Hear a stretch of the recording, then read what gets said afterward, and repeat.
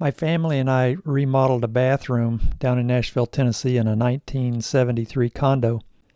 The tub had sank down into the floor about 1 inch because of a water problem. My son opened the living room ceiling and found the drip coming from the P-trap under the tub drain. I don't have good photographs of what the bathroom looked like before, but you can see there were some brownish tan 4-inch tiles on the floor and the walls. My son did most of the demolition here. It was a real bear to get that tub out of that small bathroom and into the master bedroom. It was cleaned up, and the plumbing bits were all fixed up by going to an old plumbing shop that had the parts that we needed. Here's my son Nathan attaching the cement board where the tub surround is going to be. We used a large format tile from Lowe's called Silver Leon for the floor. Lowe's had the same floor pattern in a 6x18 tile, which we used as a tall baseboard. We topped that off with some metal trim from the Schluter company.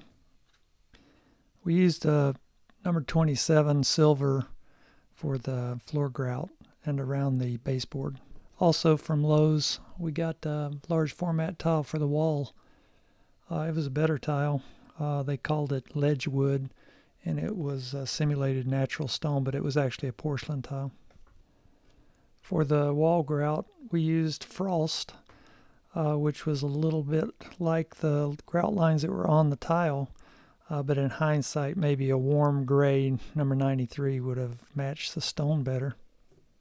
Again, we used the metal trim, the Schluter trim, around the two edges of the tub. The vanity area got a new countertop, backsplash, and side splash, and a new faucet and plumbing. But the vanity was in pretty good shape, so it was painted and cleaned up and got some new hardware for hinges and knobs. Having the new drywall, obviously we needed to paint. The color scheme was retained, but the entire bathroom and the Jack and Jill area were either painted or touched up, including all the trim. Thanks for watching about our bathroom remodel down in Nashville.